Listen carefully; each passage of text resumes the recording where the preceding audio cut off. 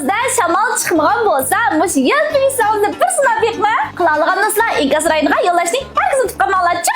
Amis do'stlar, yelpingizni qilishni boshlab ketdik. Agar yelpingizni yaxshi o'rganmoqchi bo'lsangiz, buning o'lchami oldingi sondagi qiyiq jamning o'lchami bilan o'xshash. Xamirni shunga o'xshash qilib sug'urvasanlar bo'ladi.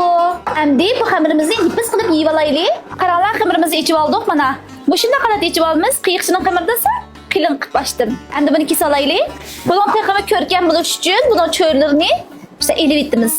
Endi buni 7 santidan qilib mushtaq belgi qilib oldik. Endi mushtaq tuz qilib mushtaq kesib olamiz. Endi bu xamirimizning cho'ngligini 18 santidan qilib kesib oldim.